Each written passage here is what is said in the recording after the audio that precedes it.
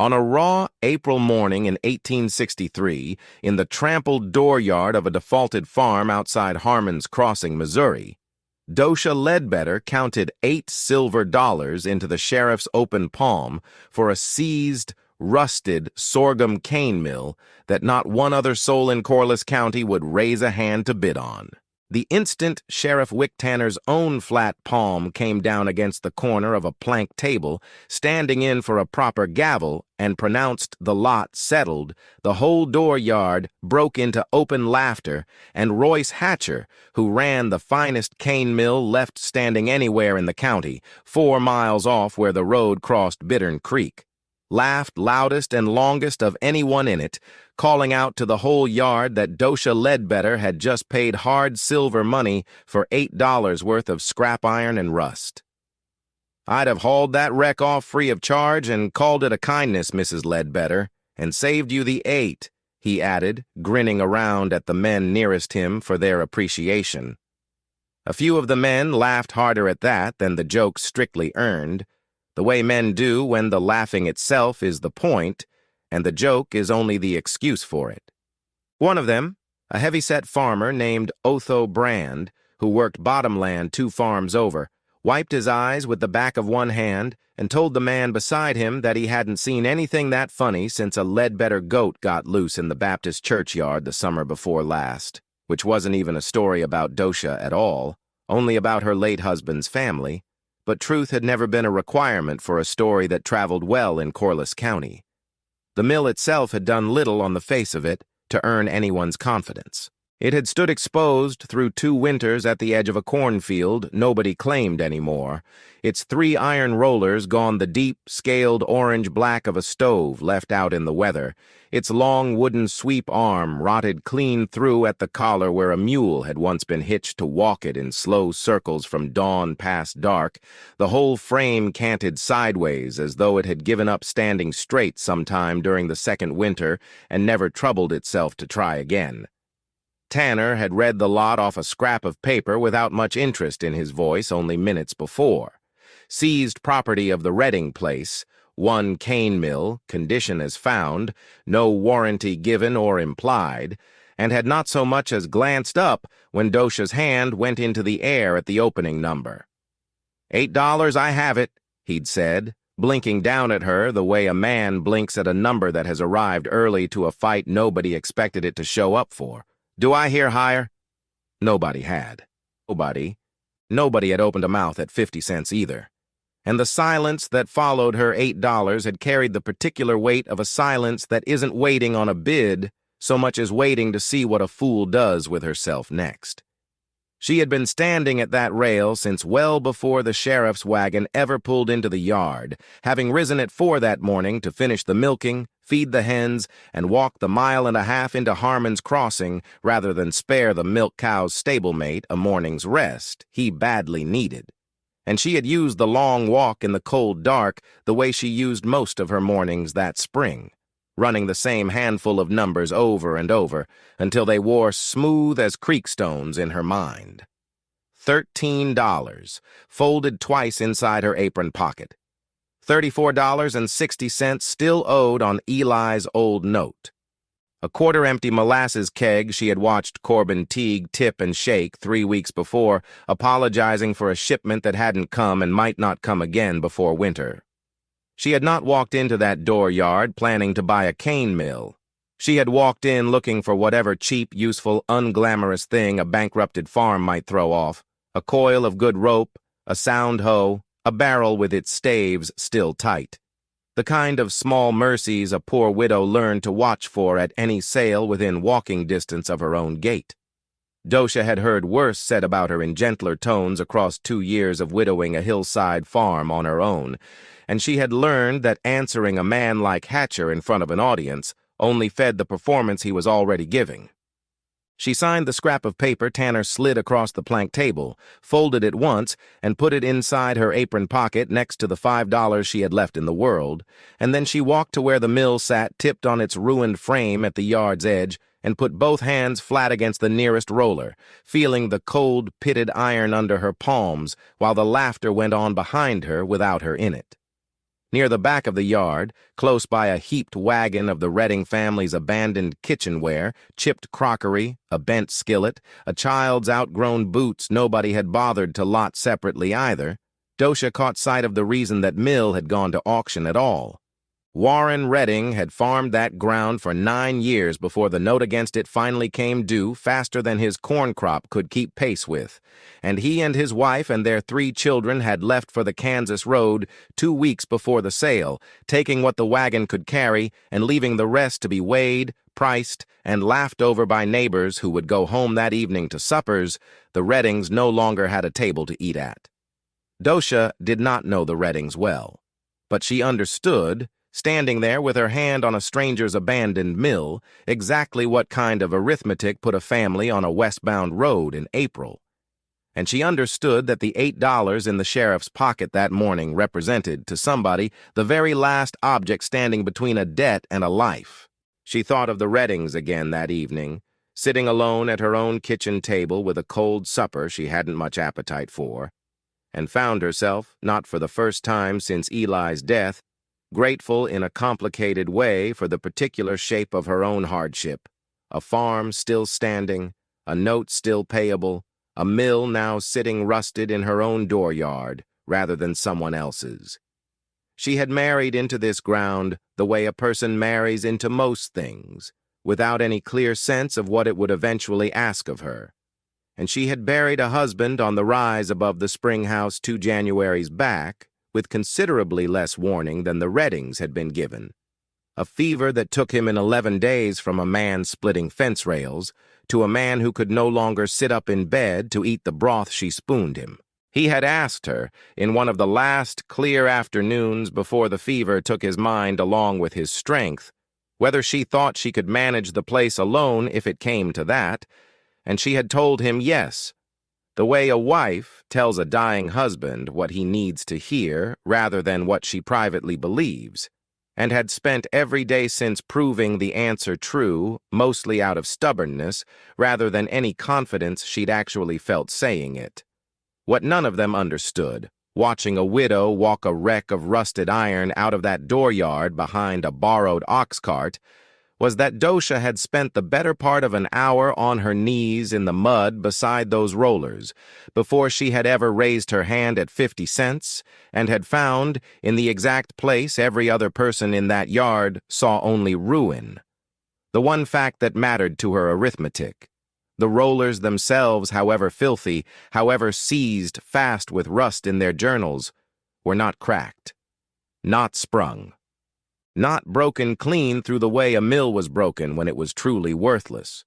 Only fouled, only stiff, only asleep. The way iron goes to sleep under enough weather and enough neglect,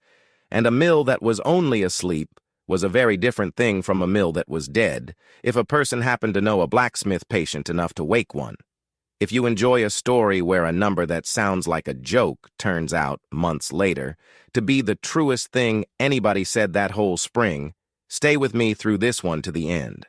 Go ahead and tap the like button now, and drop the town or the county you're listening from into the comments below, because I read every one of them, and I like knowing how far a story like Docia's has traveled by the time it finds you. Now let's go back a little further than that dooryard, because the $8 was only the second strangest arithmetic Docia Ledbetter had worked out that spring, and to understand why a widow with almost nothing left to lose staked what little she had on a ruin of rusted iron, it helps to understand exactly what she stood to lose if she didn't.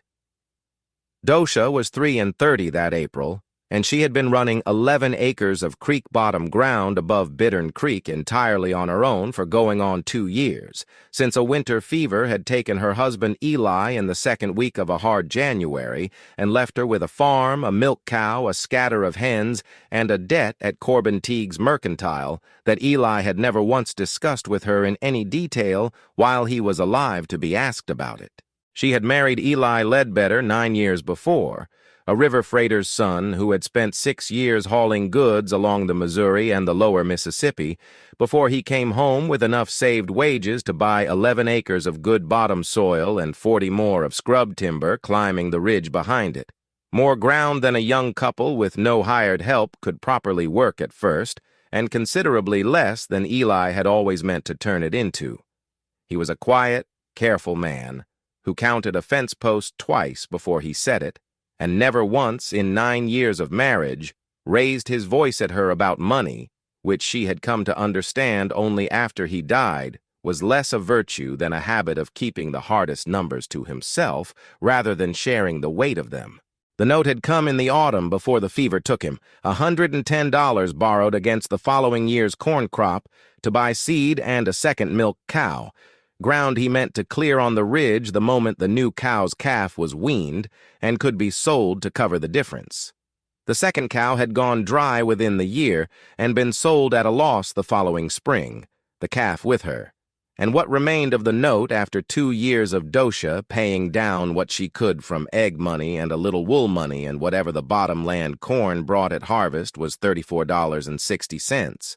a number she had turned over so many nights lying awake in the dark that she no longer needed the ledger in front of her to know it, the same way she no longer needed to look at Eli's side of the bed to know precisely how it felt empty. Corbin Teague had told her plainly enough, standing behind his own counter that February with his ledger open between them, that he expected the balance settled in full by the first day of December, the same as every other account he carried that year, because a war that showed no particular interest in ending itself soon was making a hard business out of extending anybody's patience past what the books could bear. He was not, in the ordinary run of things, an unkind man, only a careful one, and careful men in a war year had a way of tightening their terms, whether they meant any particular malice by it or not. The war itself had touched Corliss County the way it touched most of the Missouri border that spring, not as battle, not as anything Docia had seen with her own eyes,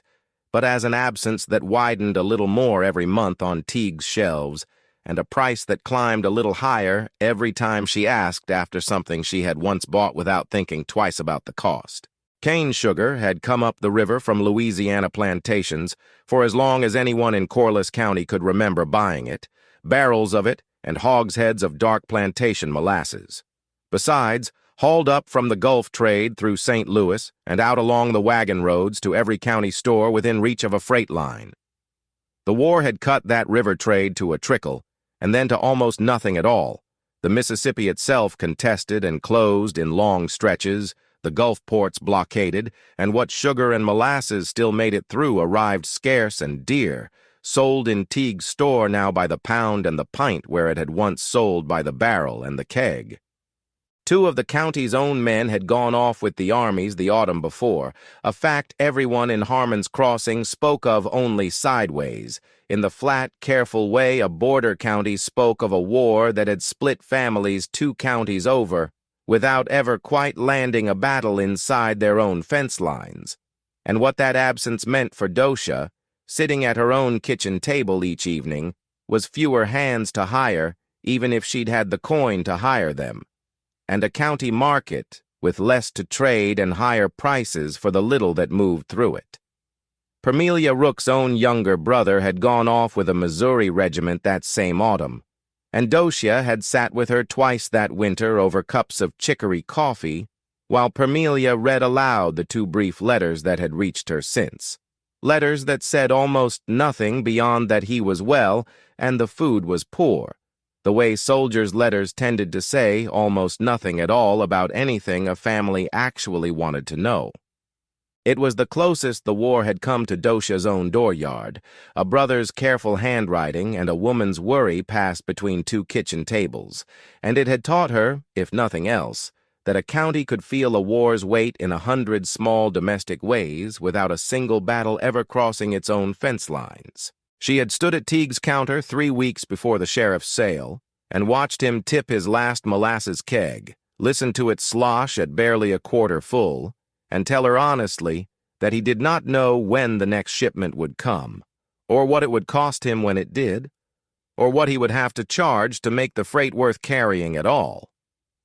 "I had a man through here from St. Louis Tuesday," Teague told her, setting the keg back on its stand with more care than an empty keg strictly required, who said sugar's fetching prices in the city he wouldn't have believed himself a year back, and getting worse, not better, the longer this business drags on. Docia had bought what molasses she could afford that day, a pint and a half for a household that used to buy it by the gallon, and carried the thought of that half-empty keg home with her the way she carried most hard facts, turning it over from every side before she let herself set it down. She had thought about it for 3 straight days before the sheriff's sale ever came to her attention, and on the 3rd night she had remembered, turning the problem over for what felt like the 100th time,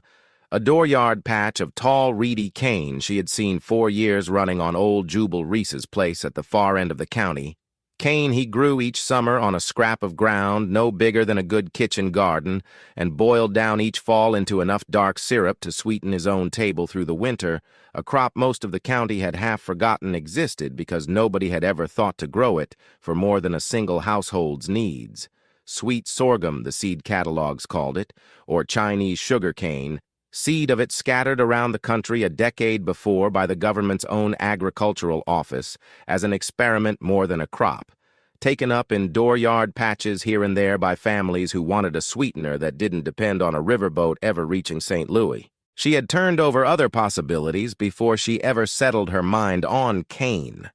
She could sell off a portion of the ridge timber outright to a lumber buyer from the county seat, and had gotten as far as riding out to look at the standing oak with exactly that plan in mind,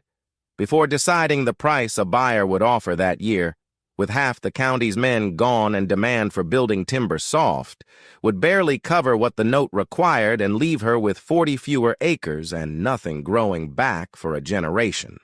She had thought about taking in washing for the bachelor farmers scattered along the Ridge Road, the way 2 other widows in the county already did, and had done the arithmetic on that too. A fair wage for brutally hard labor day after day, with no end to it and no growth in it, only the same wash water and the same aching hands repeated every week for as many years as her back would allow. Sorghum, whatever its risks, was at least a thing that could grow into something larger than the labor she put into it, the way washing never would, and that difference more than any single fact about the crop itself was what had finally tipped her mind toward the sheriff's sale.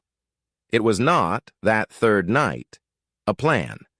It was closer to a shape a plan might eventually take, if the right pieces of it ever came together in the right order. A mill, ground to plant it on, someone who knew the boiling better than she did, and money she did not currently have for any part of it. She had gone to the sheriff's sale meaning only to look. She had not gone there planning to buy a cane mill. But the mill was there at the back of the yard, tipped and rusted and dismissed, before the bidding on it even opened, priced so low that nobody serious would trouble himself over it, and beside it, in a heap of odds and ends nobody had bothered to lot separately, sat a battered sheet-iron pan, long and shallow, dented along one edge and rusted through in a spot no larger than a silver dollar, the kind of pan a sorghum boiler needed, and a widow with a half-formed plan had absolutely no other way of coming by that spring. She bought the pan for $1.50, not 5 minutes after the mill, while the crowd was still occupied elsewhere trading opinions about her first purchase, and walked out of that dooryard with both pieces of a plan loaded onto a borrowed ox cart, and $3.50 left of the 13 she had carried in with her that morning. The ride home took the better part of the afternoon, the ox cart slow on the rutted spring roads, and Docia spent most of it doing the next set of sums, the ones that mattered more than the $8 already spent. $2.75 of what remained would need to go toward enough cane seed to plant 1.5 acres of her creek-bottom ground currently doing nothing more useful than growing last year's corn stubble. Whatever was left after that, 75 cents by her counting, which she counted twice to be sure, would need to stretch across whatever else the season demanded that she could not make, grow, or trade for herself. And somewhere in between the seed and the harvest stood the one piece of the plan she could not buy at any price, because it wasn't for sale. A blacksmith patient enough and skilled enough to look at 3 rollers gone stiff with rust and a sweep arm rotted through at the collar and see, the way she had seen it kneeling in the mud that morning, a mill that was only asleep. The road home passed within sight of Hatcher's mill at the Bittern Creek crossing, and Docia slowed the ox cart without quite meaning to, taking in the sturdy plank mill house, the well-worn wagon track leading up to its scales, the two matched mules standing idle in a proper stall built just for them. It was, by any fair measure, everything her own rusted purchase was not, proven, respected, humming with the business of a whole county's custom.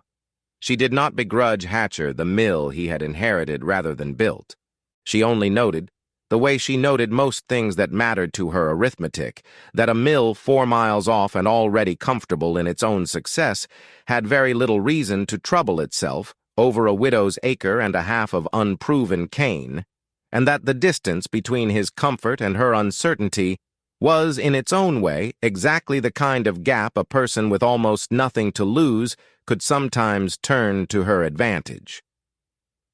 Before she ever brought the mill to a blacksmith, though, Docia rode the 6 miles out to Jubal Reese's place on the far eastern edge of the county, the Saturday after the sheriff's sale, to look at his dooryard patch of cane with her own eyes and ask him plainly whether an acre and a half of the same crop, milled and boiled at a scale he had never attempted himself,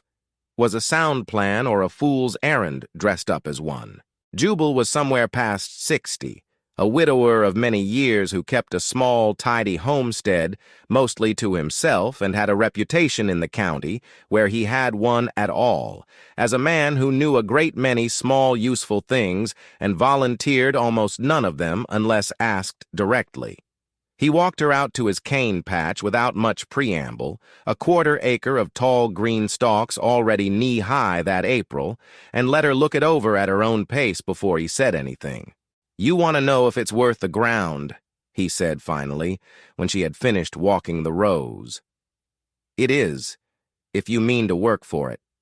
Sorghum's an honest crop. It doesn't hide a bad year in the field the way corn sometimes does. You'll know by August whether you've done right by it. But the growing's the easy half. Any fool with a hoe can raise cane. It's the boiling that separates a woman who made molasses from a woman who made a mess she has to feed to the hogs," he told her, standing there in his own dooryard, the little he knew of the variety called early amber, which he judged hardier and quicker to mature than some of the other sorghum seed that had circulated through the county in years past. And he told her, when she asked him outright, that he would come look at her stand once it was cut if she sent word, because he had boiled enough seasons of his own small patch to know the difference between cane that was ready and cane a person only wished was ready. "Don't cut it too soon out of impatience," he warned her, "and don't leave it too long out of fear. There's a window, same as there's a window for most things worth doing right, and I'll help you find it when the time comes." He mentioned, almost as an aside while he walked her back to her horse, that he had tried 3 different strains of cane over the years before he settled on early amber for good, a taller variety that never ripened reliably before frost in their county's shorter growing season, and a stringier stalk that pressed hard and gave up its juice grudgingly no matter how tight a mill's rollers were set. "Early amber's forgiving," he told her. "Ripens quick, presses easy, and if you're a week early or a week late cutting it, it won't punish you the way some of the others will. A person learning the whole business at once, mill and crop and boiling together, wants a forgiving cane under her, not a temperamental one." It was, Docia thought riding away, the kind of practical knowledge that could only come from a man who had failed at something quietly, privately, on his own ground, years before anyone else had reason to notice or comment on it, and she found herself grateful in a way she didn't fully have words for that he'd been willing to hand her the lesson without making her pay for it in her own ruined seasons first. She rode home from Jubal's place with considerably more confidence in the crop than she had carried out to it, and considerably less confidence in her own ability to manage the boiling, which was precisely the honest accounting she had needed before she spent another cent on seed. It was, she thought, riding the 6 miles back in the last of the daylight, a fair trade, a whole afternoon's ride for the plain truth from a man who had no particular reason to flatter her plan, and every reason, if it had been foolish, to say so. Israel Stroud kept his forge at the crossroads a mile short of Harmon's Crossing proper, a low log and stone shop that had shod every plow horse and mended every broken wagon iron in that end of the county for going on 15 years. And he listened to the whole of Docia's proposal on the following Tuesday morning without once interrupting her, which she had learned by then to take as a good sign in a man rather than a bad one. She laid it out plainly, the way she laid out most things. 3 rollers seized with rust but not cracked, a sweep-arm collar rotted through, a dented pan wanting a patch over a hole the size of $1, and a skimmer and a cane knife she did not yet own and could not currently afford to buy from anyone who already had them made. She could not pay him in full that spring, she told him, and she said so before he could ask, because she had found over 2 years of widowing a farm that saying the hard number first, in her own voice, cost her less than waiting for someone else to ask it of her. Israel turned the question over the way he turned over most questions, slowly, with his hands still black to the wrist from the morning's work, and looked past her toward the ox cart where the mill sat waiting with its rollers still fouled orange-black. "Let me see the iron before I answer you on the price of fixing it," he said.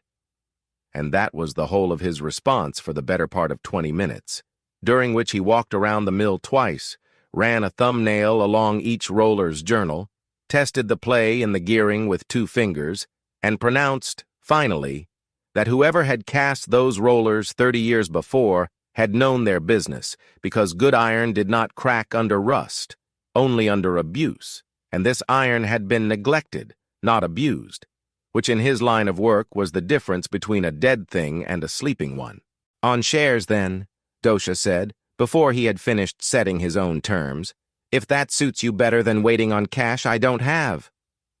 He named his price without much drama about it. The first 10 gallons of whatever molasses her mill made that autumn, and $2 besides, payable whenever the $2 existed, and not 1 day before. "I've a wife who's been asking after something sweeter than plain cornbread molasses since Teague's shelves went bare," he told her, by way of explaining the 10 gallons, "and I'd sooner take it in trade from a mill I trued myself than pay whatever price a keg fetches by December, if a keg's even to be had by December." Docia agreed to his terms on the spot, and they shook on it the way 2 people shake on an agreement. Neither one intends to renegotiate later, and that was the whole of the contract between them for the next 6 weeks. The work itself took the better part of a month, fitted in around Israel's ordinary trade, which came first, the way it had to for a man with a family depending on the forge's regular custom, rather than a widow's future harvest.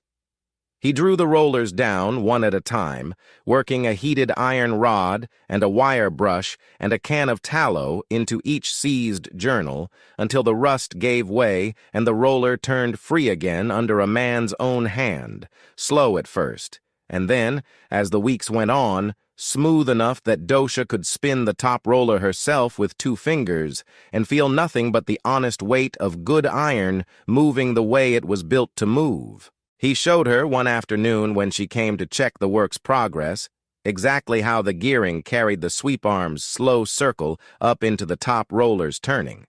and how the top roller's turning in turn drove the 2 beneath it through a simple train of iron teeth, patient enough in his explaining that she found herself, by the end of it, able to describe the whole mechanism back to him without missing a piece. He showed her, too, the particular care the rollers would want going forward if she meant this mill to outlive its first season. A light coat of tallow worked into each journal at the close of every boiling season, the whole apparatus kept under a dry roof through the winter months, rather than left exposed the way the Reddings had left it, and a yearly check of the throat gaps setting each spring before the first cutting,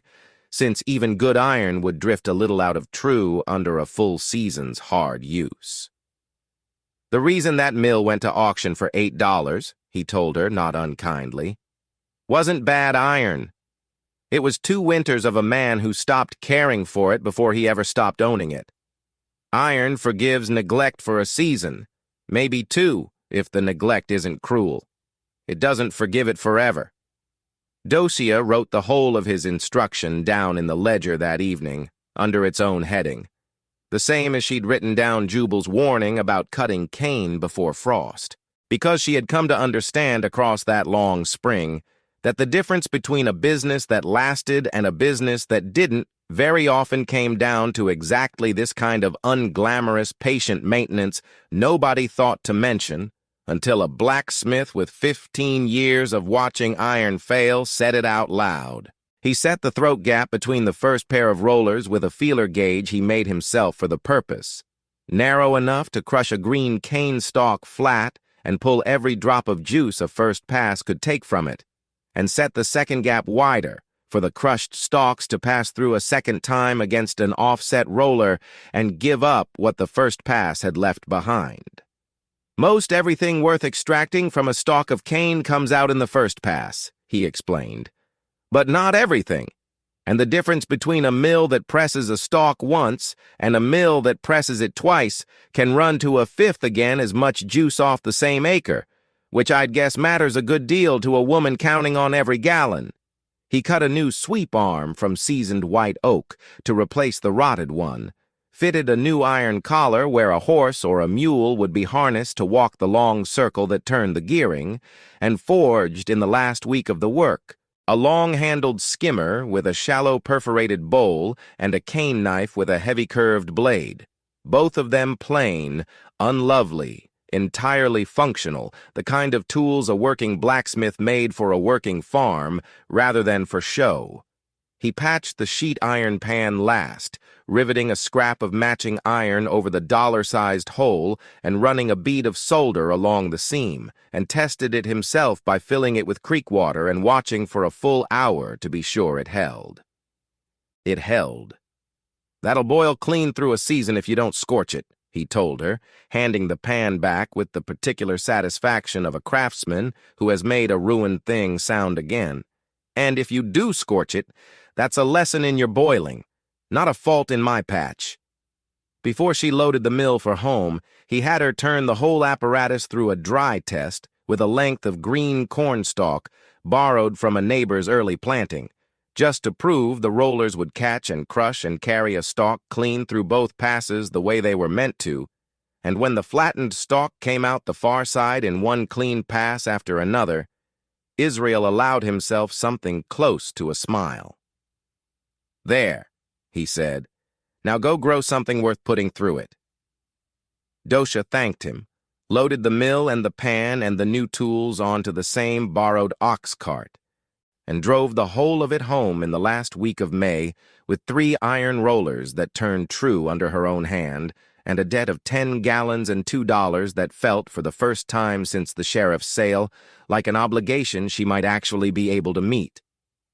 Corbin Teague's Mercantile sat at the crossroads in the middle of Harmon's Crossing proper, a long, low building with a porch worn smooth by 20 years of boot heels, and it was there, on the first Saturday of June, that Docia asked after early amber cane seed and watched the question travel across the store faster than she had any right to expect a simple seed order to travel. Teague kept a seed catalog behind the counter and found the listing without much trouble. A slim government pamphlet, printed some years before by the Federal Agricultural Office and passed hand to hand through the county without much enthusiasm since the day it arrived, promising a sweetener a farm could grow entirely on its own ground without depending on any port or any river boat, a promise that had meant very little to Corliss County before the war made every port and every riverboat suddenly urgently relevant to a family's winter cooking. But he read the price back to her twice, as though a second reading might change her mind about wanting it, and asked, not unkindly exactly, whether she meant to plant it as a garden crop or something more. Something more, Docia told him, and did not elaborate further, because she had learned that elaborating only gave a skeptical man more surface to be skeptical about. Teague weighed out the seed she asked for, entered the sale into his ledger in the same careful hand he gave every transaction, and glanced up at her once before he closed the book. "You're aware, Mrs. Ledbetter, that your note comes due the 1st of December, the same as it's stood since February?" It was not a question, and she did not answer it as one. "I'm aware," she said. "I intend to have it settled before you need to remind me a second time." He studied her for a moment the way a creditor studies a debtor who has just said something a great many debtors said, and very few of them meant. And then he nodded once and let the matter drop, though not, she noticed, without a certain careful weight in the way he set the seed sack on the counter between them, as if he were already composing, somewhere behind his eyes, the kinder version of the conversation he expected to have with her come December. Behind her, near the door, two farmers who had been at the sheriff's sale a month before were trading the story back and forth in low voices that carried anyway, the particular carrying whisper men used when they wanted to be overheard without technically having said the thing to your face. Royce Hatcher's version of the sale had improved considerably in the retelling, she gathered, standing there with her seed sack in her arms. She had paid $12 now instead of 8 in one telling, and the mill itself had grown a broken roller it did not actually have. Permelia Rook, who farmed the next place down the creek road and had been at the sale herself that morning, stopped Docia on the porch on her way out and said, in the flat, direct way Permelia said most things, "I heard you mean to grow sorghum-cane on that bottom ground and boil it into molasses on a mill Royce Hatcher wouldn't give 2 bits for." It was not quite a question either. "That's the plan," Docia said. "Everybody in 3 miles is calling it a fool's plan." "I expect they are," Docia said, and shifted the seed sack to her other arm, and did not offer anything further by way of defense, because she had found, standing on that porch, that defending a plan to a person who had not yet seen it work rarely changed anything except how tired she felt walking home. Permelia looked at her a moment longer, not unkindly, more the way a person looks at a puzzle they haven't decided yet whether to bother solving, and then wished her good day and went on about her own business. Hatcher himself stopped his wagon on the road outside Teague's store not 2 weeks later, the last week of June, and took the trouble to climb down and cross the street directly to where Docia stood loading her own wagon, which she understood, watching him come, to be a very deliberate use of his own time for a man who ordinarily had little to say to her at all. "I hear you've got cane in the ground," he said, not quite smiling, though not quite not smiling either. "Word travels." "It does," Docia agreed, and went on loading her wagon, because she had found that matching a man's own unhurried manner back at him tended to shorten a conversation considerably faster than either arguing with him or ignoring him outright. "I'll tell you plainly, Mrs. Ledbetter, since nobody else seems inclined to," Hatcher said. "Milling cane is harder than growing it, and boiling's harder than milling both together. And I've run my own mill 9 years, and still scorch a pan most seasons if I'm not careful. I don't say that to be unkind. I say it because I'd rather you hear it from a man who knows the business than go into it believing the crop's the hard part." It was, Docia thought, turning it over on the walk home, very nearly the most honest thing Royce Hatcher had said to her since the sheriff's sale, buried as it was inside a warning clearly meant to discourage her, and she filed the warning away, not as an insult, but as the one piece of real information anyone in the county had offered her that whole month, because she had learned that even an unfriendly source could hand a person a true fact now and then, if she was patient enough to sort the fact from the manner it arrived in. The talk followed Docia through most of that early summer the way talk did in a county with little else to occupy an evening's conversation. It reached its own small peak at a church social held the 3rd Sunday of June, where Docia overheard, standing near enough the churchyard fence to catch every word without anyone particularly meaning her to. Otho Brand telling a fresh audience that the widow Ledbetter had spent her last dollar on a machine even the crows wouldn't roost on, and a woman Docia didn't recognize asking, with what sounded like genuine concern rather than malice, whether somebody oughtn't tell her plainly that sorghum syrup was a poor man's sweetening at best, thin and grassy and nothing a body would choose over real cane sugar if real cane sugar were to be had. Docia had not corrected either of them. She had eaten her supper, thanked the ladies who had cooked it, and walked home in the long June dusk, turning over, not for the first time, the particular arithmetic of a whole county's opinion weighed against her own two eyes, which had looked closely at those rollers in a way nobody standing in that sale yard or that churchyard had bothered to. She borrowed a proper breaking plow from Israel Stroud's own place for the first week of June, since her own smaller garden plow wasn't built for turning creek-bottom sod that had sat under corn stubble the winter through, and paid for the loan of it the same way she'd paid for the mill's repair, in a promise rather than in cash. A half-day's help at his own place come fence-mending time in the fall, an obligation she made good on in October between boilings, working alongside his hired man for 4 hours on a Sunday afternoon to set new posts along his home pasture, because a debt paid in labor she had found cost her nothing she didn't already have plenty of. She broke and harrowed an acre and a half of her best creek-bottom ground over the first week of June, working from before light most mornings because the 11 acres still owed her a corn crop and a kitchen garden besides, and planted the early amber seed in rows wide enough for a hoe to pass between them, the way the seed catalog's instructions and her own memory of Jubal Reese's dooryard patch both told her to. The seed came up within 10 days, thin green blades pushing through the dark bottomland soil in rows so straight she found herself checking them most evenings before supper, the way another woman might check on a sleeping child.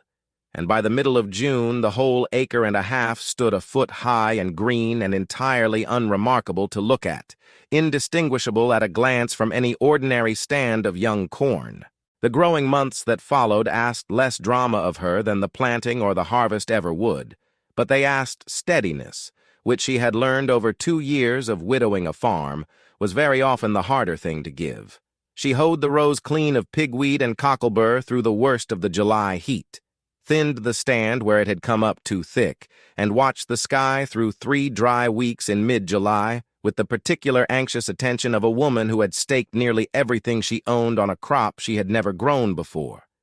until a slow soaking rain in the last days of the month settled her nerves along with the ground. The dry weeks brought a second worry close behind the first, when Docia found, walking the rows on a hot morning in the last week of July, a scattering of small dark insects working the base of a dozen stalks near the field's south edge, chinch bugs by every description she could recall from her own mother's warnings about corn, the kind of pest that could strip a stand bare in a matter of days, once it took proper hold in dry weather.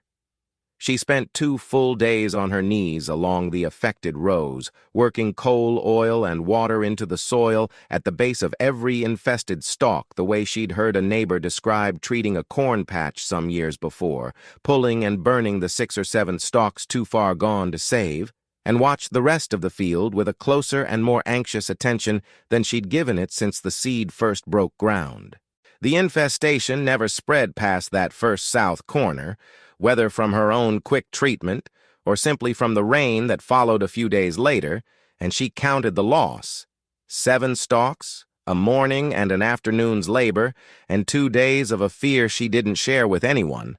into the ledger's growing column of costs a person paid for learning a crop by doing rather than by being told. She worked those growing months almost entirely alone, the way she had worked most of the 2 years since Eli's death, rising before the sun and finding her own rhythm in chores that asked to be done whether or not there was anyone else to share the doing of them with. She had grown, by that second summer of widowhood, almost comfortable inside the solitude of it,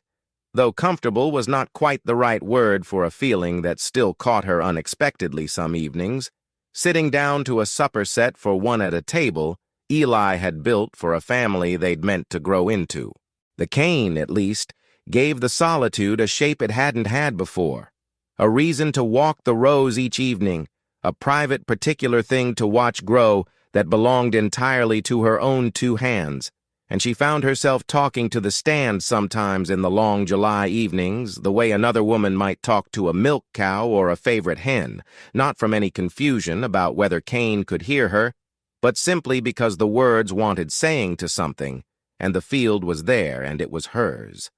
By the middle of August, the cane stood better than shoulder-high, thick-jointed stalks going the deep green-purple of ripening sorghum, and for the whole of that early summer, while the crop grew and the county went on repeating its opinion of her $8 mill in low voices on store porches and churchyard fences, there was nothing left standing in a field for anyone to laugh at directly. There was only the waiting and the watching, and the slow work of a crop nobody else in Corliss County had troubled themselves to plant that year, growing quietly toward a harvest whose value not one of them yet understood. By the second week of September, the cane stood taller than Docia's own head, thick, jointed stalks, the deep green-purple of late summer, topped with loose seed heads that had gone from milky to firm through the last hot weeks of August. And Jubal Reese, riding out at her word the way he had promised he would back in April, walked the whole acre and a half slowly before he pronounced it ready, or near enough to ready, that waiting much longer would cost her more than cutting a few days early. "You want it cut before the first hard frost touches it," he told her, running a thumbnail against a split stalk to check the juice inside. "And you want it milled the same day you cut it every time, because cane juice standing overnight in this September heat will sour on you before the sun's up again, and soured juice makes soured molasses no matter how careful you are with the boiling after." It was the most detailed instruction anyone in the county had offered her since Israel Stroud finished the rollers, and she wrote it down that same evening in the household ledger under a new heading she had started keeping separate from the corn and the hens, simply labeled the cane. She cut the first acre over 3 long days with the heavy, curved cane knife Israel had forged her that spring, working alone from first light, stripping the dry lower blades from each stalk as she cut it, the way Jubal had shown her, because the blades made poor eating for the mill and good fodder for the milk cow instead, and topping the seed heads off with a second stroke, setting the heads aside in their own pile for next year's seed and for the hens, who took to the leftover grain with an enthusiasm that told her she had, without particularly meaning to, solved a small piece of the winter feed problem along with the larger one. The work bent her back and blistered both palms inside the first afternoon, despite the leather gloves she wore, and she counted, cutting that first long row, no fewer than 40 stalks to fill a single armload, and something over 100 armloads to clear a single day's worth of ground. Arithmetic she did in her head the way she did most hard labor, because counting gave the body something to do besides simply hurt. The cane knife itself, heavy and slightly curved the way Israel had forged it, wanted a particular stroke to use safely and efficiently at once, a firm angled cut close to the ground where the stalk's sugar concentration ran highest, followed immediately by a second short stroke to strip the coarse lower blades before they could dry and stiffen into something that scratched clean through a glove, and a third stroke higher up to top the seed head, clean where the stalk narrowed. She missed her angle more than once that first morning, and felt the knife's weight jar unpleasantly up through her wrist, and by mid-afternoon had settled into a rhythm smooth enough that she no longer had to think through each of the 3 strokes separately, the way any repeated labor eventually stopped living in the mind and moved down into the hands instead. The stripped, topped stalks she hauled by armload to the mill she and Israel had set up under a rough plank shed beside the creek, close enough to the water that a horse could be watered easily through a long day's grinding. And it was there, on the first morning of milling, that she harnessed a broad-backed gelding she had borrowed from a neighbor for exactly this purpose, trading 2 full seasons of fence-mending labor for the loan of him through the harvest, and set him walking his first slow circle against the long white oak sweep arm. The gelding balked twice before he settled into the rhythm of it, the way any animal balks at a strange new labor, but by the 3rd circle he had found his pace, and the top roller began to turn, and Docia fed the first green stalk between the closely set jaws of the first pair of rollers with both hands, the way Israel had shown her on the dry cornstalk test 2 weeks before, standing well clear of the roller's own pull the instant the stalk caught and was drawn in. The stalk vanished between the iron with a sound like a green branch snapping underfoot, and green juice ran out the far side of the rollers in a thin, bright stream. Down the trough Israel had fitted for exactly that purpose, through a length of clean muslin cloth that caught the crushed fiber and trash the juice carried with it, and into a waiting barrel. And Docia stood there for a long moment with her hand still stinging faintly from the stalk's rough bark, and watched $8 worth of scrap iron do precisely the thing she had knelt in the mud a full season before to be sure it still could do. The gearing itself made a low, steady, grinding music through the whole of a milling day, iron tooth catching iron tooth in a rhythm that rose and fell very slightly with the gelding's own pace around the circle, and Docia found she could tell, standing at the feed end with her hands full of cane, exactly how evenly the animal was walking by the steadiness of that sound alone, the way a person learns to hear trouble in an engine long before she can name what's wrong with it. She fed each crushed stalk back through a second time against the offset roller Israel had set that spring, watching the flattened, pale green pulp come through thinner and drier on the second pass, wrung nearly dry of everything the first pass had left behind, and by the end of the first full day she had learned to judge by the color and the dryness of the spent stalk falling clear of the rollers, whether she was pulling a fair share of juice from her cane or leaving money lying crushed in the trash pile behind the mill. She calculated, comparing a morning she'd fed cane through only once against an afternoon she'd run every stalk through twice, that the second pass alone was adding very close to a fifth again as much juice to her barrels for scarcely any more labor than the first pass already demanded, precisely the margin Israel had promised her back in May, and she entered the comparison into the ledger that evening with something close to satisfaction, because it was the first number the mill itself had proven to her rather than one she'd simply been told to expect. The work fell quickly into its own rhythm after that first stalk, though not without cost to her attention. On the second afternoon, feeding a thick double stalk into the rollers with her mind half on the fire she still needed to lay for the evening's boiling, she felt her sleeve catch against the stalk's leading edge a half-second before the rollers took it, and pulled her arm free with a hard backward wrench that tore the cuff of her dress and left a bruise along her forearm. She would carry for a week, but cost her nothing worse than the fright of it, and a lesson she did not need repeating twice. A mill did not know the difference between a stalk of cane and the sleeve of a dress, and asked no pardon for either. She worked more carefully after that, easing her hand back a half-second before the rollers ever demanded it of her. Parmelia Rook rode by twice during that first week of milling, drawn, she admitted the second time, more by curiosity than by any errand that actually required passing along the creek road, and stood at the shed's open side for the better part of an hour the second visit, watching the gelding walk his patient circle and the green juice run down into the barrels. "I didn't picture it working quite like this," she said finally, which was, from Parmelia, as close to open admiration as anything she'd said since April. Docia walked her through the whole of it while she worked, the throat gap and the second pass and the reason the juice needed boiling the same day it was cut,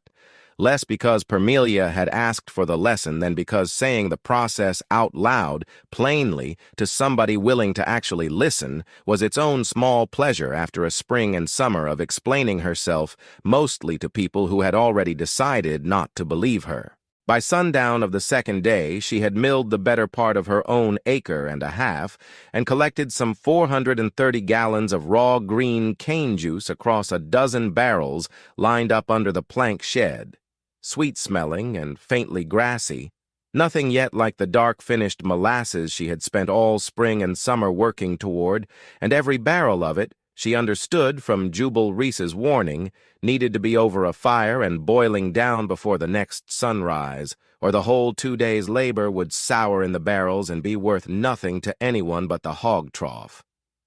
The boiling arch Docia had built through the back half of August stood a little apart from the mill shed, a low fieldstone furnace she had laid up herself course by course with creek stones and clay mortar, long and narrow to match the shape of Israel's patched sheet iron pan, with a firebox at one end for feeding cordwood, and a low chimney draft at the other to pull the flame the whole length of the arch beneath the pan.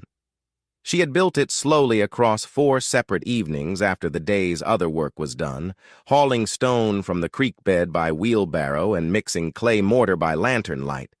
testing the draft with a small kindling fire before she ever trusted it to carry a full day's boiling, because a furnace that smoked instead of drawing clean would waste as much wood as it burned and cook a pan of juice unevenly besides. The pan's long, shallow shape was the whole secret of it, Jubal had told her while she was still laying the arch's stone, and not any particular cleverness in the fire beneath. A shallow depth of juice heated through evenly and threw off steam fast, where a deep kettle of the same juice would scorch at the bottom long before the top ever came to a proper boil. She had marked the pan, at Jubal's suggestion, into 3 rough sections with shallow ridges of solder Israel had added at her request, a raw end nearest the firebox, where the coolest, thinnest juice went in, a middle section where the real boiling and skimming happened, and a narrow finishing end at the cooler chimney side, where the thickened syrup could be watched and worked without the direct blast of the firebox beneath it. The juice moved from section to section by her own ladling, always forward, always toward the finishing end, so that the newest, rawest juice never mixed back with syrup already most of the way to done, a discipline Jubal called simply keeping the pan honest, and one she broke only once, in a moment of exhaustion 3 weeks into the season, and paid for with a half-ruined pan she caught and corrected before it went the way of her first scorched batch. She fed the first barrels of green juice into the pan just after dark on the second evening of milling, ladling it in through a second straining of clean muslin to catch whatever fine trash the first straining had missed,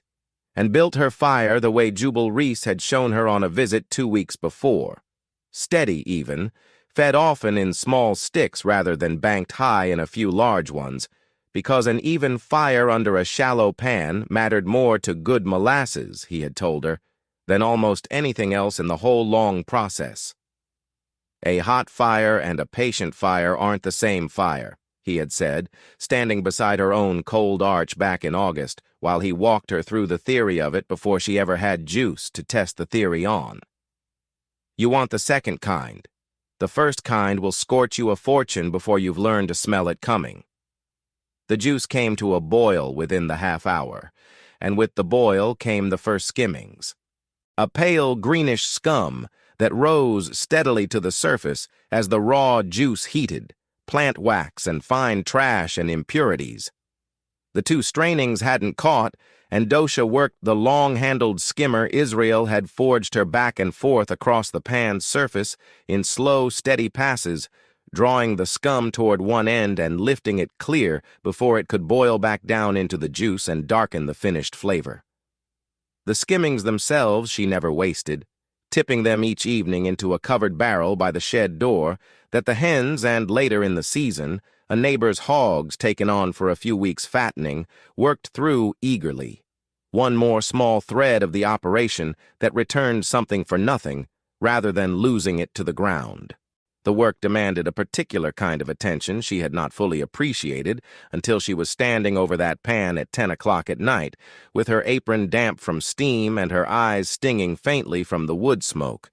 Not the hard physical labor of cutting cane or feeding the mill, but a steadier, more exacting kind of watching, because the juice's character changed by degrees as the water boiled out of it, thin and pale and easily scorched in the raw end of the pan nearest the firebox, gradually thickening and darkening as it moved, ladle by ladle, toward the cooler finishing end, where the real judgment of the whole enterprise would eventually be made. She boiled through that first full night and into the gray edge of the following morning, feeding the fire, skimming the scum, ladling the thickening juice down the pan's length from the raw end toward the finishing end, the way Jubal had shown her, watching steam billow up off the pan surface in the lantern light and drift out through the open sides of the shed into the cold September dark. and by sunrise she had reduced roughly 8 gallons of raw green juice down to something that smelled, for the first time in the whole long undertaking, unmistakably like molasses rather than like grass and water.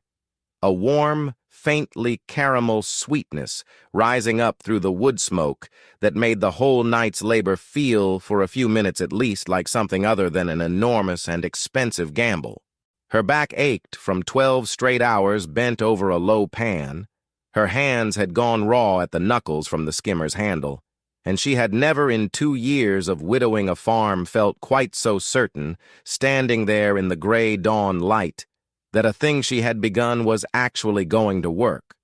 But 8 gallons reduced to 1 gallon of finished syrup was only the beginning arithmetic of that first pan, and Docia understood, watching the juice thicken toward the finishing end as the sun came up over the ridge, that the hardest and most exacting part of the whole process, the part that separated a mill's worth of molasses from a mill's worth of scorched, bitter ruin, was still ahead of her. In the last quarter hour of boiling any single pan full would need before it was truly, safely, properly done. That first night's pan set the rhythm the whole boiling season would follow for the 6 weeks after. She rose before 4 most mornings to mill whatever cane the previous day's cutting had left ready, spent the heat of the afternoon straining and setting up the evening's juice, and boiled from dusk until whatever hour the last pan of the day finally sheeted, some nights as early as 10 o'clock, and others when the wood ran damp or the fire fought her.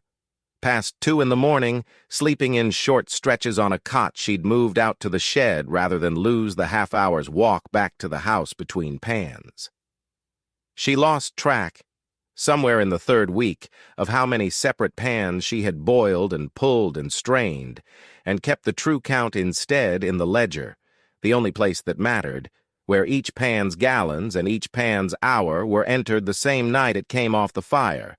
because a tired mind forgot numbers a ledger never did. She scorched her first full pan on the 3rd morning of boiling, standing over it alone at an hour when good judgment was harder to come by than it had been the night before. Her attention pulled for perhaps 4 minutes toward a fence rail the gelding had worked loose overnight, and in those 4 minutes the thickening juice at the finishing end of the pan went from nearly ready to black and bitter and ruined, the sugars catching against the hot iron and scorching before she ever smelled the change in the smoke. She pulled the pan off the fire the instant she caught the burnt smell, but 4 minutes was 4 minutes too many, and what should have been better than a gallon of good dark molasses came off that morning as 9 gallons of blackened, acrid syrup fit for nothing but the hog trough, a loss she entered into the ledger that same afternoon in the same careful hand she gave every other figure. 9 gallons, 1 full pan, cause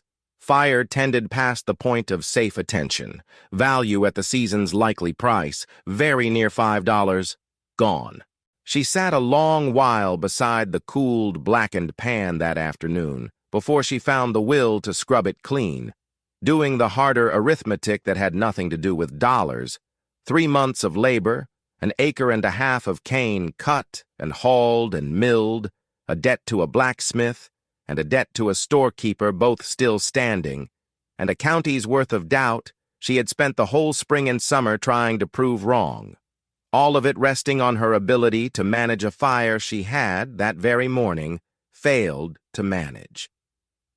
It was, she admitted to herself sitting there in the smoke-smelling shed, the first afternoon since the sheriff's sale that she had let herself seriously wonder whether Royce Hatcher had been right after all. She let herself sit with that thought longer than she was proud of afterward, turning over, in the smoke-hazed quiet of that afternoon, every version of the winter that might follow if the whole venture failed as thoroughly as the morning's pan suggested it might, the note still standing, the ridge timber sold off at a bad price after all, a return to the same washing work she'd weighed and rejected back in April, except now with less time before the note came due and less money in hand than she'd had that first morning in the sheriff's yard. It was not despair exactly, or not only despair. It was the particular exhausted clarity that comes to a person who has been working past the edge of her own strength for weeks on end, in which every fear a body has been too busy to feel finally arrives all at once, unhurried, and waits to be dealt with. She dealt with it in the end the same way she dealt with most things. She got up, scrubbed the scorched pan clean with sand and creek water until her arms ached worse than her doubts did, and told herself she would decide in the morning, with a clear head, whether the venture was truly finished or only badly bruised. Word of the scorched batch reached Harmon's Crossing before Docia herself did, the way word of any misfortune traveled faster through that county than word of any success ever seemed to, and by the following Saturday, standing again at Corbin Teague's counter, she heard Royce Hatcher's opinion of it repeated back to her second hand, embellished the way her opinions of the mill itself had been embellished back in April. She had ruined the better part of her whole crop now, in one telling, and scorched a hole clean through the bottom of her boiling pan doing it, in another. "Told you he'd have hauled that mill off free and called it a kindness," Permelia Rook reported, hearing Hatcher say at the feed store. Not unkindly, exactly. More in the tone of someone passing along a piece of news she suspected Docia would rather hear from a friend than overhear from a stranger. Teague himself said nothing about the scorched batch directly, but he asked, entering her latest small purchase into his ledger, whether she still expected to settle the December note on schedule, and there was a new and careful weight in the question that told her plainly enough what the whole county's talk was doing to his own confidence in her arithmetic. Docia went home that Saturday and sat a long while beside the cooling arch before she lit the next fire, turning the loss over the way she turned over every hard number, and it was Jubal Reese, arriving unannounced that same evening with his own worn skimmer tucked under one arm, who finally showed her the thing she had been boiling 4 days without properly knowing. "You're watching the fire," he told her, settling himself on an upturned barrel beside the pan without being asked, "when you ought to be watching the ladle." He dipped his own skimmer into the near-finished juice at the pan's cooler end, lifted it clear, and let the syrup run back off the edge in a thin, broken stream of separate drops. "That's not done," he said. "Watch." He waited a further quarter hour, feeding the fire himself in small, even sticks the way he had first shown her weeks before, and dipped the skimmer again, and this time, when he tipped it, the syrup came off not in drops, but in a single continuous sheet, wide and unbroken, hanging off the skimmer's edge for a long moment before it let go and fell. "That's the sheet," Jubal said. "Some call it aproning. On account of it hangs off the ladle like a woman's apron caught in a wind. When it does that, and not before, you pull the pan, every time, no matter what the clock says or how tired you are of standing over it. Watch the ladle. The fire will lie to you. The ladle never does." He showed her one thing more that same evening, holding a hand flat a few inches above the pan's finishing end to feel the character of the steam rising off it. "Listen to the boil, too, not just the ladle," he said. "Early on, it rolls loose and wild, big, lazy bubbles breaking wherever they please. As it thickens, the bubbles draw in tighter and stand up taller before they break, like the syrup's gotten too stiff to let them go easy. You'll hear the sound of it change before you ever need the ladle to confirm what your ears already told you." Docia listened for that change through every pan she boiled after, and found, within another week, that she could often call a pan's nearness to done from the sound alone, standing across the shed feeding the mill, well before she crossed back to check the ladle at all, one more small fluency added to a season that had begun with her not knowing, in any sense, what a finished pan of molasses was even supposed to look like. He explained the rest of it to her plainly, the way he explained most things, that a pan scorched not from too hot a fire alone, but from too hot a fire held too long against juice, that had already thickened past the point where it needed much heat at all, the sugar concentrating as the water boiled away, until there was almost nothing left in the pan to buffer the iron's heat from the syrup itself, which was why the last quarter hour of any pan demanded more watching, not less than the 6 or 8 hours that came before it. He showed her, too, how to judge a batch pulled a shade too early rather than too late. Thin, pale, prone to ferment in the jug before winter's out if left as it was, but not lost, not the way a scorched batch was lost, because a too thin syrup could be returned to a clean pan and reduced a little further on a gentler fire, where a scorched one could only ever be fed to the hogs. Jubal taught her one further distinction that same evening, one that mattered as much to her eventual pricing as it did to her boiling. A pan pulled at the first true sheet made a lighter, thinner syrup some of the county preferred for pouring over cornbread and biscuits, while a pan carried a few minutes further to a second, heavier sheet that hung and folded on itself before it fell, made the darker, thicker true molasses that held up better in cooking and kept longest in the jug through a hard winter. "Neither one's wrong," he told her. "It's a question of what your buyer wants it for. But know which one you've made before you sell it, and say so plainly, because a woman who sells thin syrup as molasses to a buyer wanting molasses will only get to make that mistake once." Docia began marking her jugs that same week, with a small chalk letter on the cork, an S for the lighter syrup and an M for the true molasses, a distinction none of her toll customers had asked for, but every one of them, once she explained it, said they were glad to have. She boiled 3 more pans that same week under Jubal's patient watching, pulling each one the instant the syrup sheeted rather than trusting her own guess at the time or the color, and lost not 1 gallon of any of them to scorching, and by the 4th pan she found she no longer needed Jubal standing beside her to know the moment had arrived. She could feel it coming in the syrup's changing weight against the skimmer,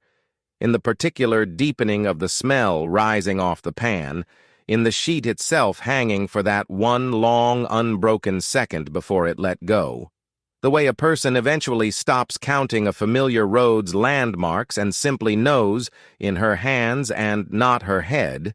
when she has arrived. By the last week of September, Docia was pulling pan after pan of dark, clean, properly finished molasses off the boiling arch at the exact moment each one sheeted, straining it a final time through clean muslin into a stoneware cooling crock, and filling jugs while the syrup still ran warm and thin enough to pour without scorching her hands. A mismatched collection of stoneware jugs and glass bottles she had gathered over the summer from her own kitchen shelves, from a peddler passing through in July, and from Permelia Rook, who had turned up one afternoon in late September with 4 empty jugs of her own and an offer to trade them for a taste of whatever came out of Docia's mill that autumn.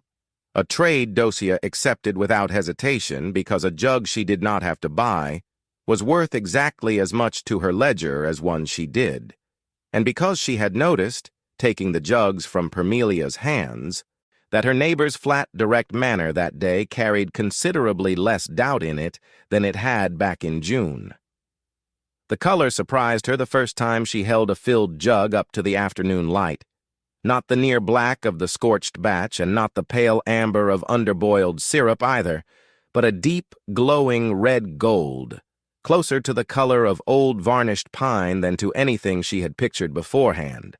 And when she pulled the cork on that first properly finished jug and tasted a spoonful straight, standing alone in the plank shed with the fire still banked low behind her, she found a flavor entirely unlike the plantation molasses she remembered from before the war. Sweeter in the front of the taste, with a grassy, almost fruited note beneath the sweetness that cane molasses never carried, and a clean finish with none of the burnt bitterness of that first ruined pan anywhere in it. She corked the jug again, set it on the shelf beside the others, and stood there a moment longer than the task strictly required, because it was the first time since the sheriff's sale that the whole long undertaking had stopped feeling like an argument she was making to a skeptical county and started feeling, simply,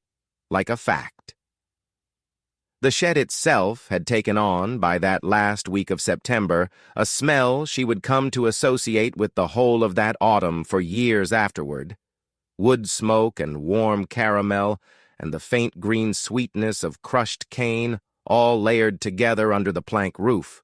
A smell strong enough that she caught herself, walking back from the spring house some evenings, following it home across her own dooryard the way a person follows a lit window on a cold night. She filled 41 jugs and 2 full barrels from that week's boiling alone, entered each one into the ledger by weight and by pan, and carried a single jug, the best of the lot by her own tasting, to Israel Stroud's forge the following Tuesday unannounced, and set it on his workbench without much preamble.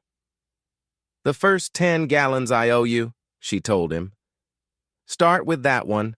and I'll have the rest to you within the fortnight." Israel wiped his hands on his apron, pulled the cork, and tasted it the way a careful man tastes anything he intends to judge honestly rather than politely,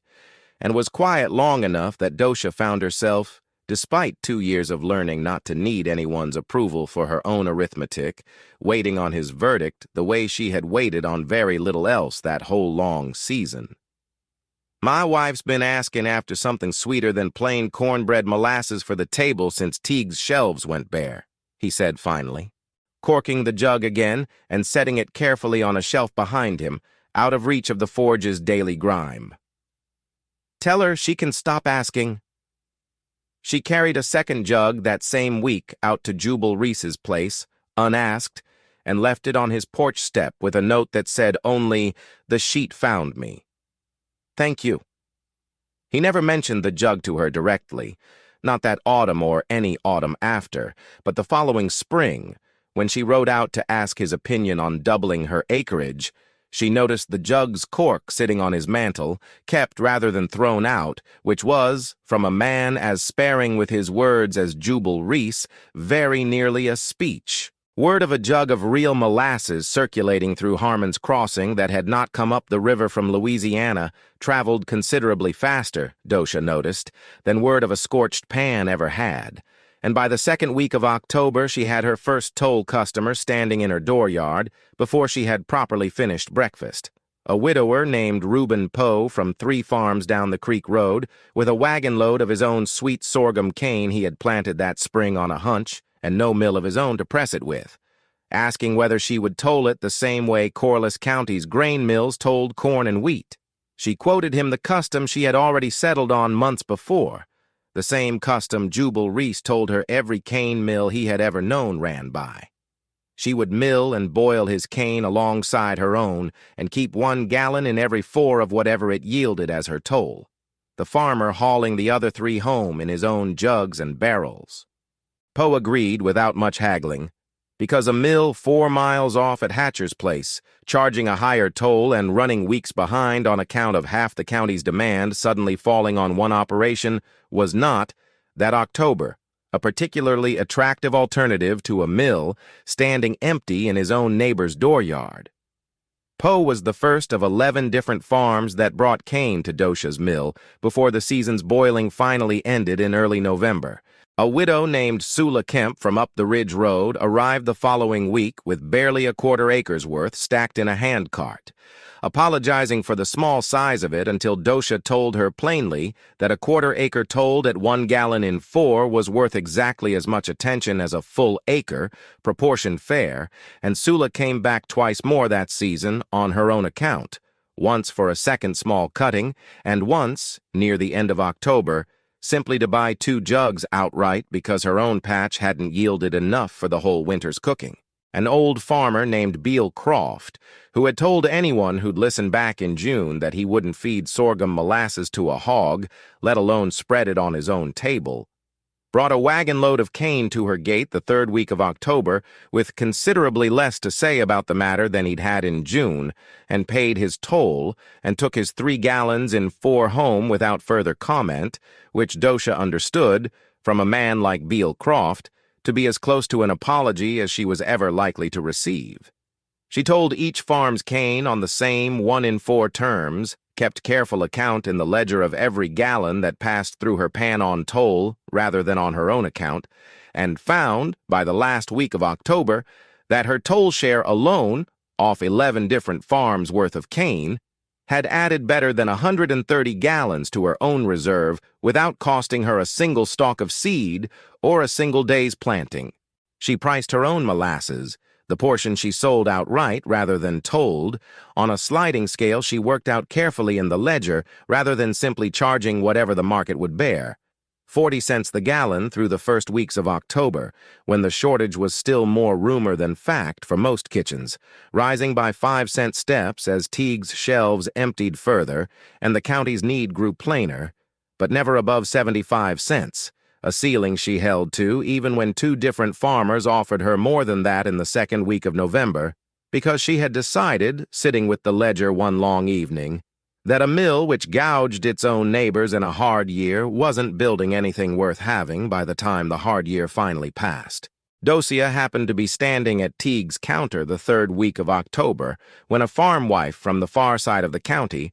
a woman she didn't recognize, asked after cane sugar for a batch of pear preserves she'd been putting off for a month already, and watched Teague spread his hands over an entirely bare shelf where the sugar barrel had stood every autumn of the woman's memory.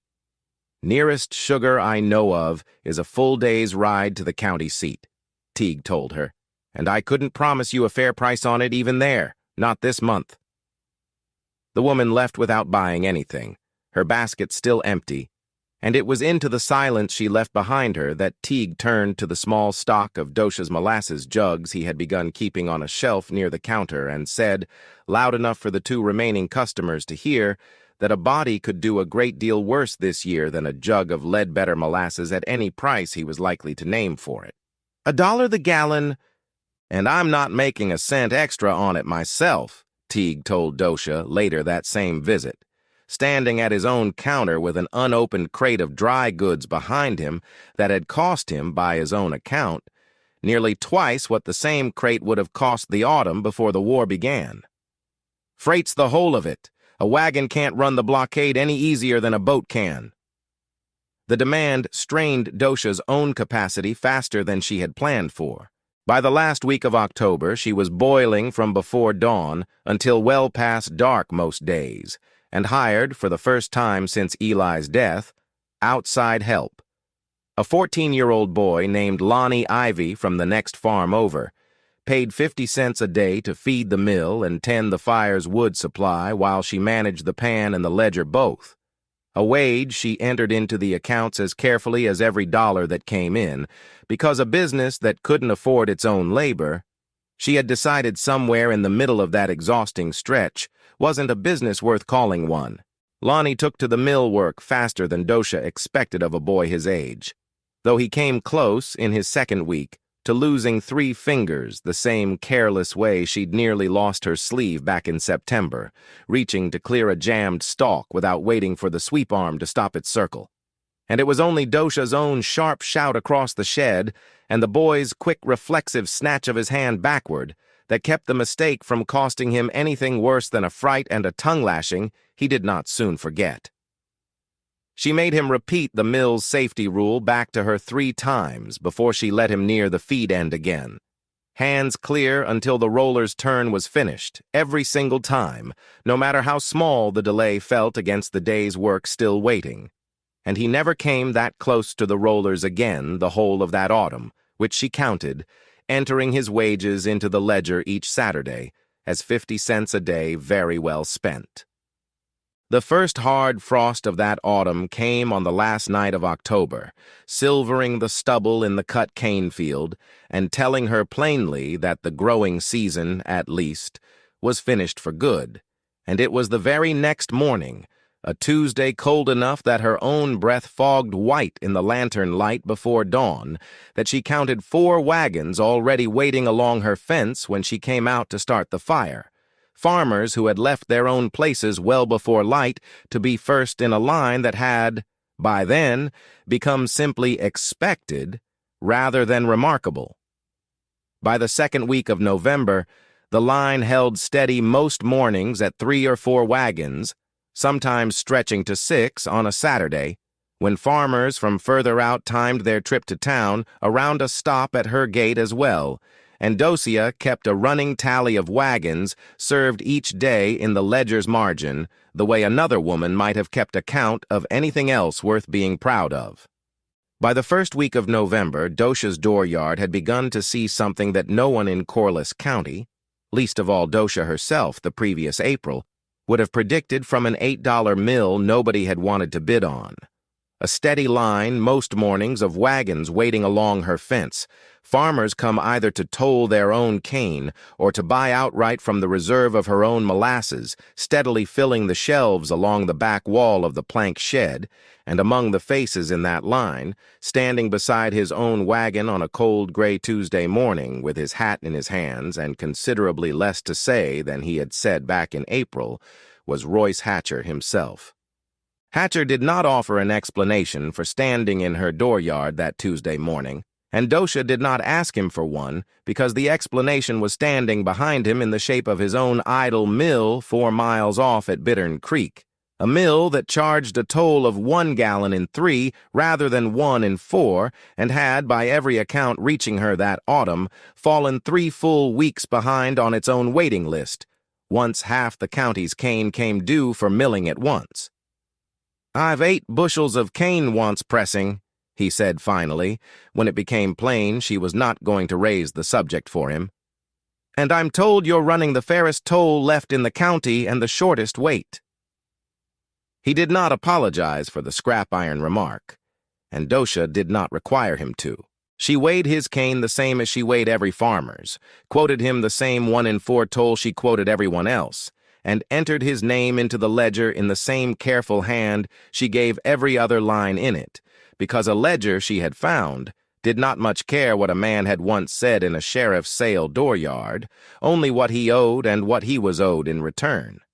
She carried her own accumulated molasses to Corbin Teague's counter on the last Saturday of November, 3 days ahead of the December deadline that had sat over her whole year like weather, 11 jugs of her best dark syrup loaded onto the same ox cart that had once hauled home a wreck of rusted iron, and watched Teague weigh and taste and price each jug with considerably more care than he had shown the seed order back in June. Molasses was selling by that last week of November for as much as 75 cents the gallon in a county with no cane sugar left on any shelf and precious little plantation molasses coming up the river at any price, and even accounting for the lower prices her earliest jugs had fetched back in October before the true shortage set in.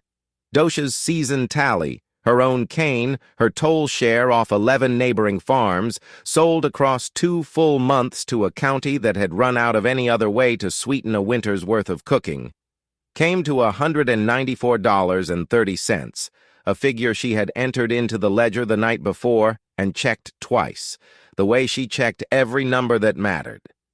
Permelia Rook happened to be at the counter that same morning, waiting her own turn with a small basket of eggs, and stood by quietly while Teague finished his weighing, close enough to watch the whole transaction without pretending she wasn't watching it. Docia counted out $34.60 onto Teague's counter in careful stacks, the exact figure that had sat over her account since February, and watched him bring his stamp down against Eli's old note, marking it paid in the same plain black ink he used for every other closed account in his ledger. "I confess, Mrs. Ledbetter," Teague said, setting the stamp aside, "I did not expect to be closing this note early, on the strength of a mill I myself thought you'd overpaid for by a considerable margin back in April." "You weren't alone in thinking it," Docia said, and there was no particular triumph in the way she said it, only the same flat, satisfied evenness she had learned to bring to every figure that finally closed clean. Behind her, waiting his own turn at the counter with a jug of her molasses under one arm and payment already counted into his palm, stood Royce Hatcher, who had said considerably less to her across the whole of that autumn than he had said in the first 5 minutes of April, and who said, watching Teague's stamp come down on a note the whole county had once assumed would sink her, only, "Well, I'll be." Permelia, setting her egg basket on the counter once the note business was finished, allowed herself a small, satisfied smile aimed at nobody in particular and said, to Teague rather than to Docia, "I'll take 2 more jugs of the Ledbetter molasses while you're at it, if there's any left to be had," which was, Docia thought, walking out onto the porch a few minutes later, with $159.70 still standing to her name after the note was cleared.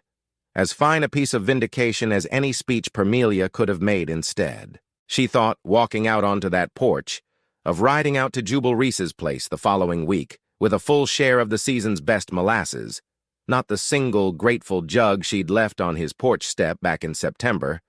but a proper accounting of what his one evening's teaching, freely given to a stranger with no particular claim on his time, had turned out to be worth.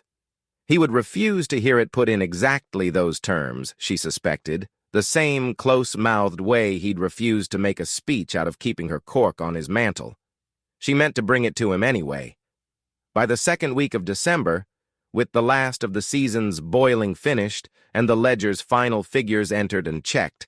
Docia's mill stood at the center of a small, steady, thriving operation that bore almost no resemblance to the wreck of rusted iron she had walked out of a sheriff's sale dooryard 8 months before.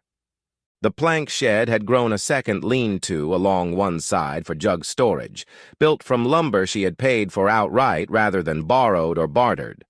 The boiling arch she had laid up stone by stone that first August now had a matching second pan Israel Stroud was forging for her through the slow winter months, on cash terms this time rather than shares, because she had the cash to offer, and he had, by his own admission, come to enjoy the work of building toward a mill that kept proving him right about the iron.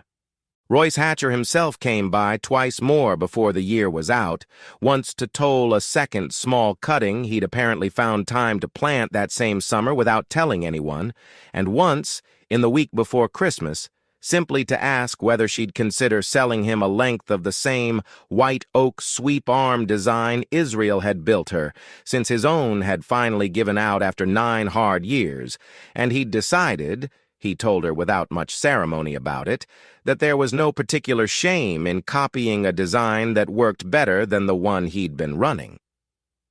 Docia told him where to find the seasoned oak and which blacksmith to ask for the fitting, and did not charge him a cent for the advice, because she had found, across that whole long year, that the difference between a rival and a neighbor was very often nothing more than which side of an $8 mistake a person happened to be standing on. She had already staked out, before the ground froze, 3 full acres of creek bottom for the following year's cane, better than double what she had planted that first uncertain spring, and had spoken to both Sula Kemp and Reuben Poe about widening the toll arrangement to include a share of the seed cost, so that more of the county's own cane might come to her mill already growing, rather than arriving as a hopeful hunch the way Poe's first wagon load had. Lonnie Ivy, the boy she had hired through the worst of the October rush, asked her plainly, the week his father came to collect his final wages, whether she would want him back the following autumn, and she told him she expected to want him back for considerably more than one autumn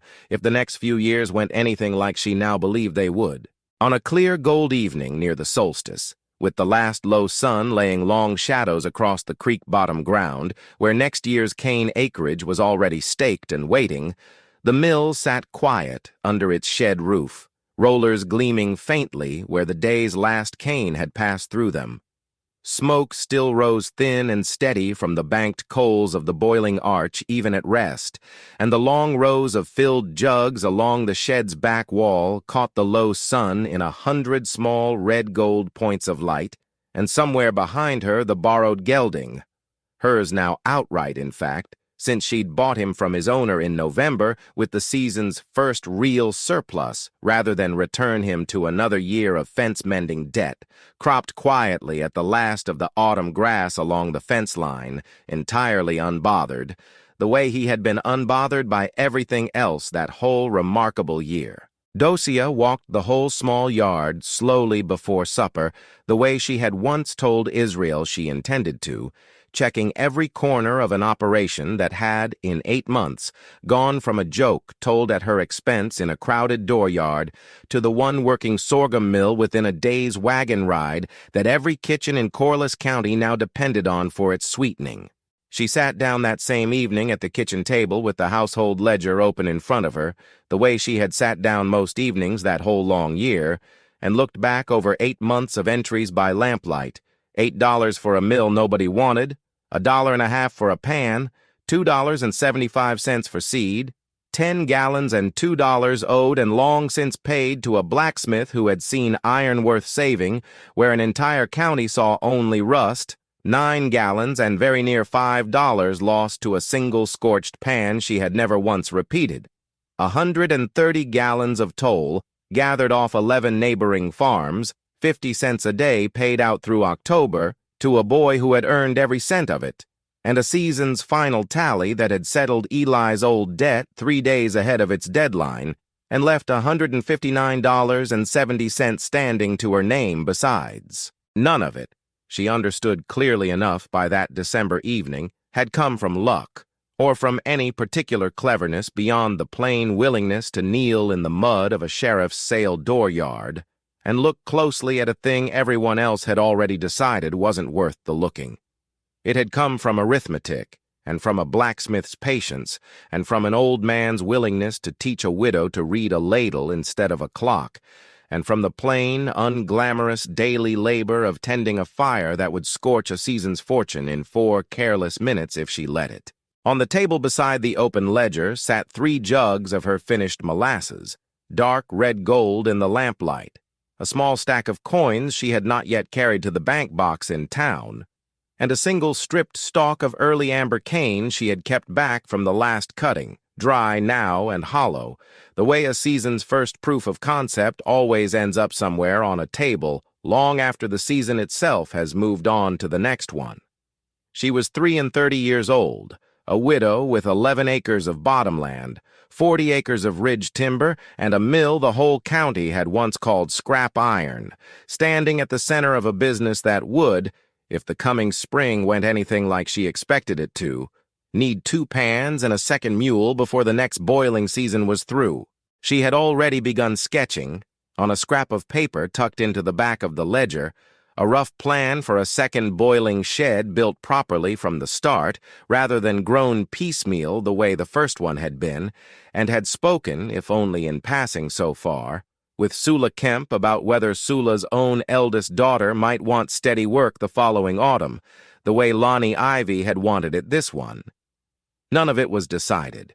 Most of it was still only arithmetic on a scrap of paper. The same kind of arithmetic that had once been nothing more than a shape a plan might eventually take, back before a rusted mill and an acre and a half of unproven cane had turned that shape into something a whole county now depended on. But she had learned across that long year to trust arithmetic that started honest and stayed honest all the way through, and she saw no particular reason, closing the ledger that December night, to stop trusting it now. She did not feel, sitting there with the ledger open in front of her, anything so simple as triumph. She felt, mostly, the particular quiet satisfaction of a number that had finally come out right after a long year of coming out wrong, and the plain certainty, closing the ledger and banking the fire for the night, that there was a great deal of work still ahead of her, and that she intended to be standing at that mill to meet every bit of it, the same as she had stood in a sheriff's sale dooryard 8 months before with $8 in her hand, and nothing but her own 2 eyes to tell her the iron was worth saving. She banked the kitchen fire, blew out the lamp, and walked out once more into the cold before turning in, crossing the frozen yard to where the mill sat quiet under its shed roof in the last of the moonlight. 3 iron rollers that had spent 2 winters seized with rust and neglect, now standing ready, oiled and true, for whatever the next season asked of them. She rested one hand on the nearest roller the way she had that first April morning in a stranger's dooryard, feeling the same cold iron under her palm, and found that it no longer felt like a gamble to touch it. It felt, simply, like home. If Docia's story is the kind you'd like more of, go ahead and subscribe before you go, so the next one finds you the way this one found you, and leave a comment telling me what you'd have done with $8 and a wreck of rusted iron nobody else wanted. Thank you for staying with this one all the way to the end.